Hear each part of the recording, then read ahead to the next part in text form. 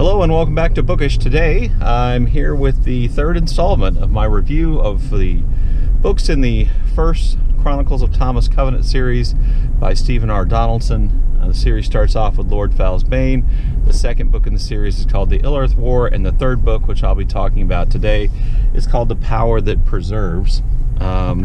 So just to try to summarize the first two books as quickly as possible, Thomas Covenant lives in our world. He is summoned to a different world called the Land. The land is beset by evil in the form of Lord Fal. That evil is held in check somewhat tenuously or incredibly tenuously by a group of essentially lore masters who live in a stone city called Revelstone. Thomas Covenant is the bearer of a white gold wedding ring, and that ring is, according to the people of the land and the lords of the land, an instrument of power that contains this wild magic which doesn't have to conform to all the rules of the land, and they frequently try to summon Thomas Covenant to help them.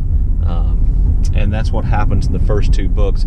He helps them almost unwillingly, if he helps them at all. I would be very disappointed if I had ever summoned Thomas Covenant and he was as little help as he could be. To sum it up, Thomas Covenant, the character, is an asshole.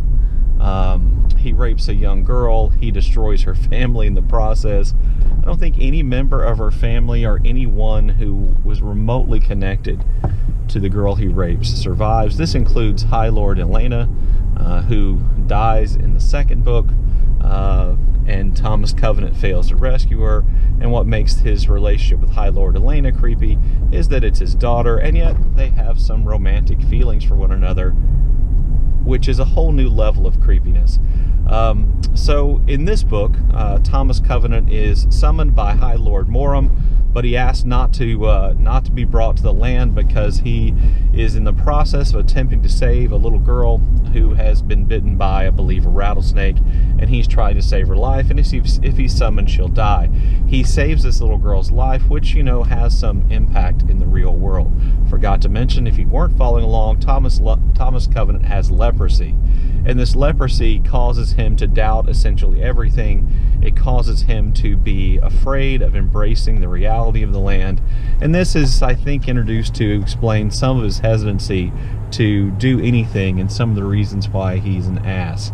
At any rate, in this third book, Lord Moram tries to summon him. He asks not to so he can save this little girl, and he does, but then he's later summoned by two other characters, a giant and, I believe, a character who was in love with Lena, the young girl that Thomas Covenant raped, summon Covenant back to the land, and so we have Thomas Covenant in the land again.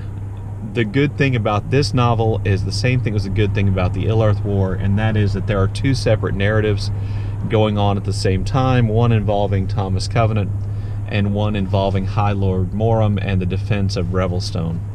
As was true in the Ill-Earth War, to me the best parts of the book are the parts of the book that Thomas Covenant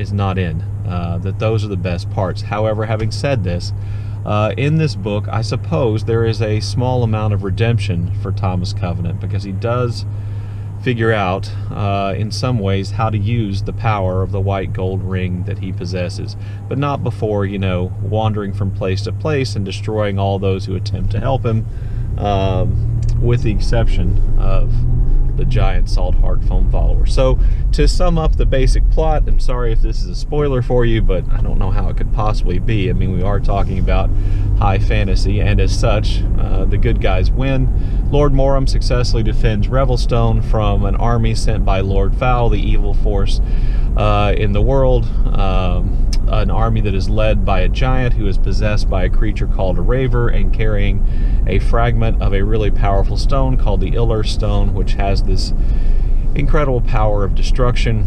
And Thomas Covenant is going to defeat Lord Fal in the kind of ultimate battle, I guess, between good and evil, or between evil and at least unbelief at the end of the book. But he leaves Lord Fal alive. suppose this helps create the sequel, the second Chronicles of Thomas Covenant. On the whole, if you've stuck with the series so far, this book is a relatively satisfying payoff.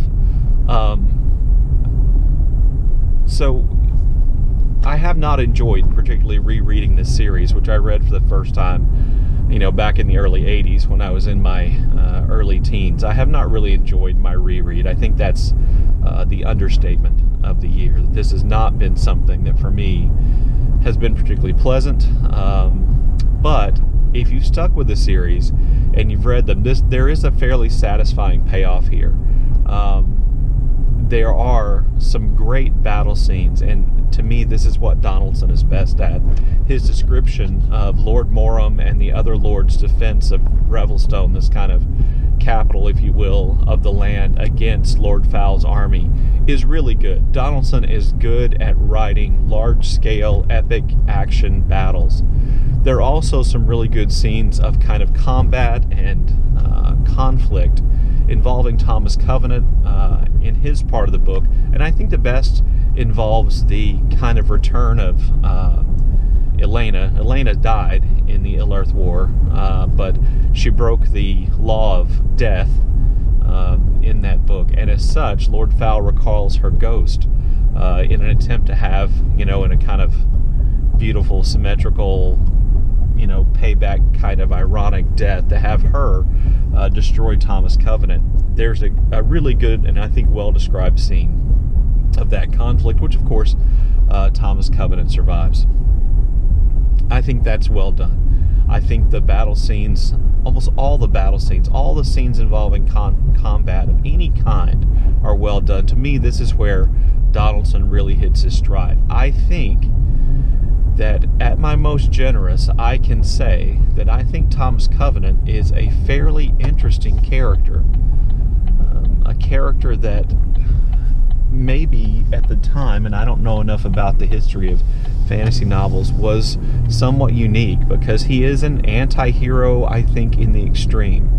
And I think that Donaldson was clever in having Covenant's non-belief in the land be the key to him defeating Lord Fowle. I think in the end that ends up being a little simple, but he's kind of set it up through 3 books, and then you kind of have to say, well, he had this idea and he stuck with it such as it is, and I think that's a fairly satisfying payoff. So I do think, fantasy-wise, there are some things in this book that kind of almost sort of salvage the series for me. And maybe if you're interested in high fantasy, I guess that's what it is, high fantasy from the 1980s, then this would be a reason to read this series. But having said that, I need you to know that a lot of the issues that I have with Thomas Covenant in the books are still there. It is grossly overwritten. The prose is florid, to say the least. Donaldson's sentences are tortured. The dialogue is clunky. If he's not writing a battle scene, his writing can be painful to read. And I'll be honest with you, in the scenes not involving battles and in the scenes not involving the conflict between Thomas Covenant and Lord Fowle or Lord Fowle's minions, I had a tendency to read the first sentence of a paragraph and the last, and I promise you I didn't miss anything. Because what's usually in the middle is just some tortured, overwritten, overwrought, junk. So I don't think he's a particularly good writer. I think he's, relatively inventive, even though, as I said when I did the Lord Fowle book, he rips off a lot of things from Tolkien. My biggest problem with the books all along is that Thomas Covenant is just a fairly despicable person in the land. He hits women, he rapes a woman, he blames all this or excuses it all by saying that the power of the land to heal his leprosy while he was there, he was overcome by the feelings of good health. Well, this is just all, hey, I raped a woman bullshit from Thomas Covenant. And while he does feel some remorse for what he's done, I'm not sure he ever really understands what he's done. And what disturbs me about that is I'm not sure Donaldson understands what he's had Covenant do. That is to me far more disturbing. And then on top of that, Thomas Covenant, expresses his love for his dead daughter in the process of rejecting Lena, the woman who raped, who only wants him to marry her, so she'll feel like her life has not been meaningless in her devotion to him. He refuses to marry her, even though he is relatively kind to her. He refuses to give Lena what she is asked for, in part, and disturbingly, because he says he can't marry Lena because he loves Elena, his daughter. So he can't. Anyway, you see what I'm saying?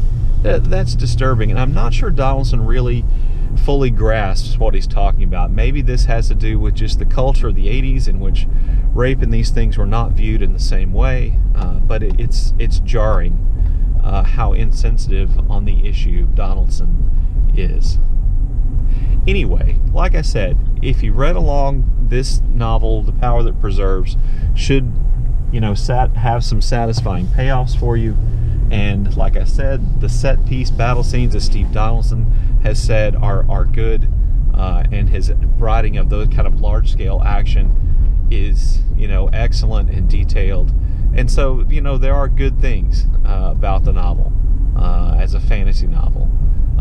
So there you go. There's my review of the third book in the first Chronicles of Thomas Covenant, The Power That Preserves. Look forward to seeing your thoughts in the comments section below. And as always, thank you for watching.